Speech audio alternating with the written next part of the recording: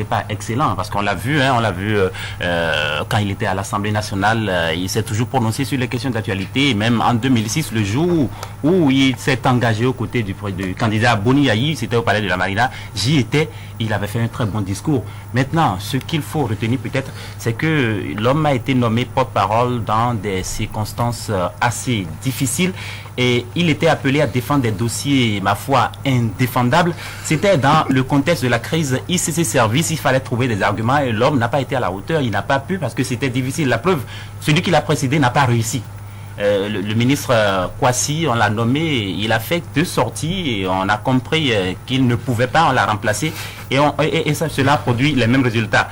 Et finalement, à défaut d'avoir pupitre le porte-parole officiel du gouvernement, on a des porte-paroles officieux, on a beaucoup de porte-paroles maintenant du changement et on a dessous de...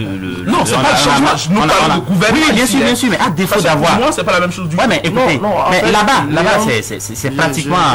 C'est la même cause qui est défendue. Ce que veut dire, dans un gouvernement qui a un porte-parole, au même moment, ce qu'il appelle porte-parole officieux, c'est le genre, ouais, un peu, c'est pratiquement adolescents qui n'ont jamais travaillé dans la vie, et qui viennent, qui se mettent devant un parterre de ministres et d'autres personnalités, de haut rang pour insulter au nom justement du gouvernement, au nom d'un régime. Justement, c'est ça ce que Liane appelle porte-parole officieux. Mais vous savez, le sens de l'État. L'État, c'est pas le parti politique du chef de l'État. C'est pas ça. Vous parlez de quel État? Oui, il va finir. Vous parlez de quel État?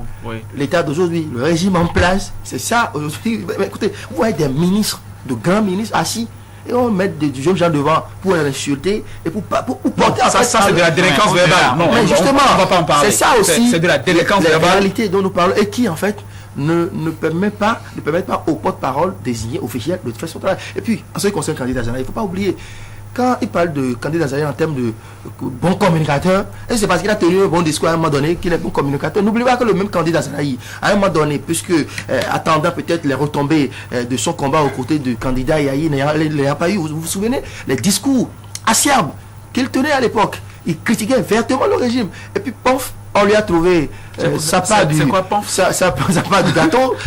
gâteau, et il a tourné kazakh, il est redevenu il se réclamait même le plus dangereux du régime, qui voulait même réduire au silence l'opposition, qui connaissait, maîtrisait l'opposition, qui voulait les combattre et tout, et au point de venir se ridiculiser sur un plateau de télé.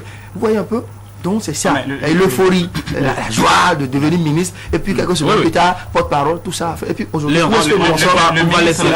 ministre Azanaï, le ministre candidat Azanaï a eu peut-être à un certain moment à critiquer, comme vous l'avez dit, le gouvernement, mais est-ce que le discours n'était pas bon?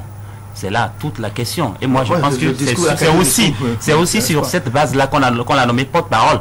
Et si candidat Zanaï, selon certains observateurs, a été nommé justement porte-parole, c'était au lendemain de cette conférence, de cette rencontre qu'il a eue avec les déposants de ICC Service, le jour où il parlait du gain facile. Et vous avez entendu le secrétaire général Pascal Todinou qui disait que, puisqu'il a expliqué la part du gain facile, on lui a confié le rôle de porte-parole. Et comme on le lui a confié, l'homme est allé au pupitre, et cette fois-ci avec beaucoup de zèle, et c'est là justement qu'il a échoué. Je pense que c'est de cela qu'il s'agit. C'était dans un contexte très difficile, un contexte assez difficile, il va trouver des arguments, il n'a pas pu. Et comme l'officiel, je l'ai dit tantôt, ne trouvait pas les arguments, ne faisait plus le boulot, alors les autres officiers, c'est-à-dire ceux-là qui sont au palais, ceux-là qui, dans une certaine mesure, s'ennuyaient un peu, ont alors commencé à faire le boulot. Et voilà, on a vu... On s'ennuie au palais? Oui, on peut s'ennuyer au palais. On peut s'ennuyer. Lorsqu'il y a beaucoup de conseillers, combien de conseillers on donne par jour? Mais finalement, quand il n'y a plus rien à faire, lorsqu'on s'ennuie, il va falloir quand même montrer un peu son utilité. Il va falloir justifier ses primes, ses avantages. Alors les gens, ils commencent à parler. Et c'est là qu'on a commencé avec les nouveaux délits, les délits de proximité. Les délits de proximité, lorsqu'on a parlé de Adjara, tout ça, c'était pas candidat Zanaï. L'homme était déjà devenu porte-parole, même si c'était mieux dans le silence. C'était avec les Alessandro Ntonji et Amos Elegbe. C'était avec les frères de Pouenou. C'était ceux-là qui avaient parlé de proximité, qui avaient évoqué Adjara dans le scandale ICC Service. Vous voulez dire que attendez, je vais vous dire une chose rapidement avant de passer à Sulpice Oscar Baguidi, un conseiller, peut-être c'est des conseillers que vous parlez, un conseiller, ça se contente de donner des conseils au chef de l'État, ça ne vient pas bavarder sur la place publique. C'est cela, l'utilité. C'est la pratique. C'est le contraire. C'est cela l'utilité du conseiller du chef de l'État. Alors on a galvaudé. Ça fait des fiches. Bon, Sulpice Oscar Baguidi à présent, comment il s'appelle? Monsieur le ministre, candidat Zanaï. Sur son respect. Monsieur le ministre candidat Zanaï, Lionel Agbo, est-ce que c'est le même syndrome? Oui, le problème c'est que vous avez oublié son nom tout à l'heure. Le nom du ministre. Donc on a une partie de la réponse déjà. Dans la question. Lorsqu'on en vient à oublier le nom du porte-parole, ça veut dire qu'il y a problème. C'est ce qui s'est passé. Sinon, le problème est ailleurs. Entre Amos et Legbert et puis le cartel assez agité des frères Doukouinou et consorts et Alessandro Moutondi et à Candidat Zanaï aujourd'hui, qui est le porte-parole du gouvernement. Parce que lorsque le gouvernement est attaqué sur une question comme ici, service, il revient au porte-parole de réagir et non, disons, aux animateurs du chenil de réagir, d'apporter des réponses assez tout aussi agitées que l'attitude de ces gens-là. Après ces sorties, vous avez vu, on a constaté les sorties assez catastrophiques de Zanaï. Juste au lendemain de sa nomination comme porte-parole. Des sorties catastrophiques qui l'ont finalement réduit à avaler la poussière du silence. Et depuis ce temps, il ne parle plus. Donc je pense que finalement, il a le fardeau de la parole. Et le vrai problème ici, c'est, François est revenu un peu là-dessus, je crois André aussi, c'est que nous sommes dans un système où tout le monde veut parler sans vraiment... il y a donc embouteillage. Oui, l'embouteillage, maîtriser ce qu'on appelle parole, porter la parole du pouvoir. C'est à ça qu'on assiste aujourd'hui. Donc je pense qu'au niveau du chef de l'État, on doit pouvoir clarifier les choses et remettre vraiment le porte-parole à sa place. Bon, peut-être même vous savez, il est un peu intelligent, peut-être aussi avec le poids écrasant des scandales comme ici, ces services comme Sensad, ou si vous voulez aussi l'affaire d'Anivo, vous savez, chaque mardi, il y a beaucoup de bruit un peu partout. Donc je pense peut-être que lui n'a plus rien à dire. Et l'autre problème aussi, c'est le budget du porte-parole. Je crois que c'est aussi un élément. Il n'a pas les moyens pour il n'a pas les moyens. Et il n'a pas les moyens, c'est aussi important. Et, vous savez, le beau-frère du président, lui, en temps, on lui avait... Vous dites beau-frère du président, oui. il a un rôle auprès du chef de l'État. Oui, il a un rôle, je comprends. Il est membre de la famille. Oui, membre de la famille, mais la famille, ce n'est pas la même chose. Hein. Mais le beau-frère, lui, il a les moyens pour parler. Mais je pense qu'Azanaï a été un peu déçu. Il a un peu été, certainement qu'il a été déçu parce qu'il ne s'attendait pas forcément à cette situation. Et je vais rappeler ici, mon cher Winner, entre-temps, Azanaï s'était proclamé ennemi juré de Boniaï. Avant qu'il ne soit ici, miraculeusement,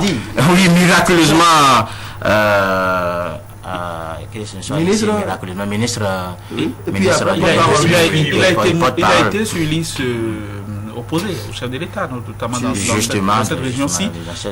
Oui, je crois vous touchez quelque chose du bois. Ça, c'est le problème. J'ai envie de dire, c'est tant mieux ou c'est tant pis, c'est selon. Pour la famille politique du chef de l'État, ils sont libres de prendre la parole comme ils veulent. Ça peut fleurer la cacophonie, ça peut même fleurer la saturation. C'est leur problème. Ils s'organisent comme ils peuvent.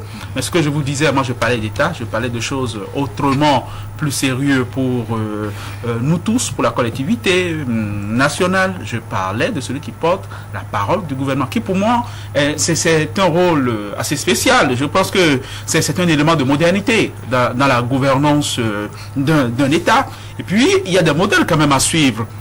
Vous me reprocherez de regarder toujours vers l'Hexagone, mais c'est cela, c'est le modèle, en tout cas jusqu'à aujourd'hui.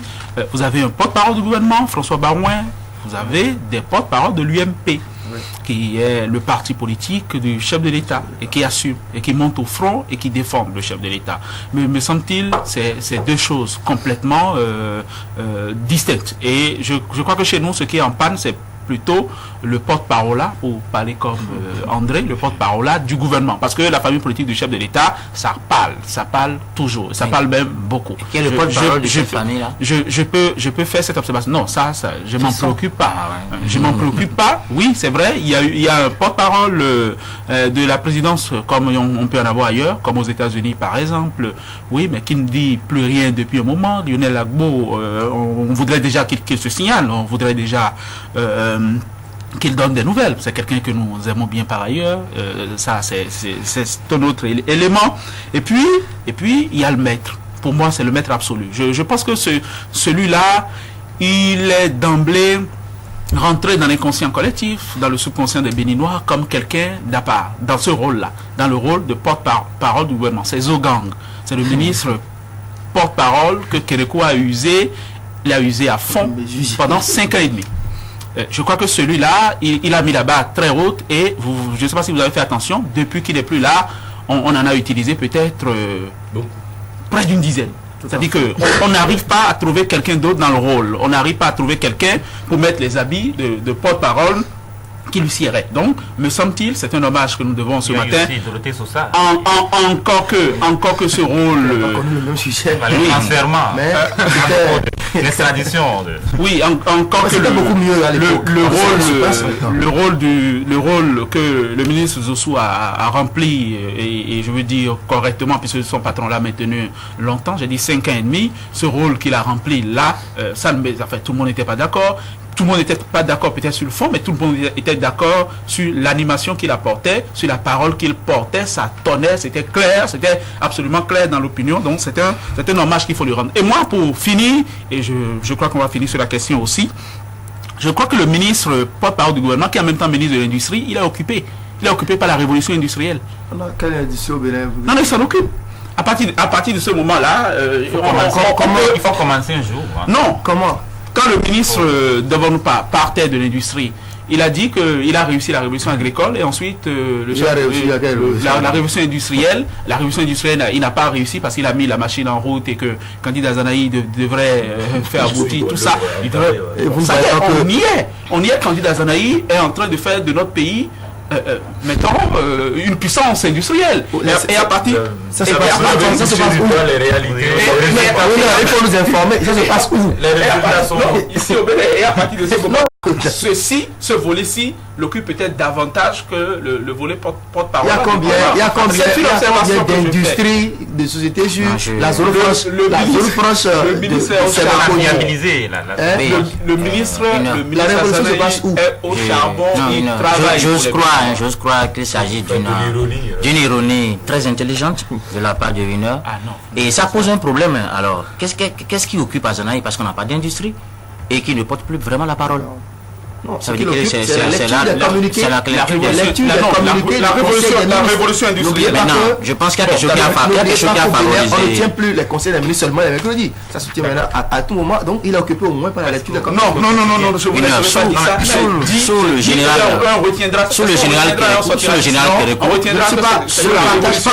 de la révolution industrielle qu'il sous le général, il y a quelque chose qui a favorisé le ministre Gaston Zossou. La parole n'était pas diffuse. On savait qu'il devrait prendre la parole lorsque le régime est attaqué par l'opposition. Donc il y avait beaucoup de discipline sous le régime.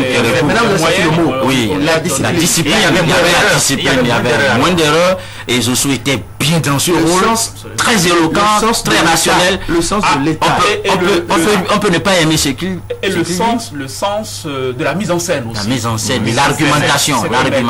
Zossou, il y avait tout avec Zossou, même si on peut toujours trouver à dire, mais il y avait tout. Mais ici, tout le monde se sent capable de prendre la parole et peut se lever juste et appeler caméra et micro, organiser les conférences de presse. D'accord, très bien.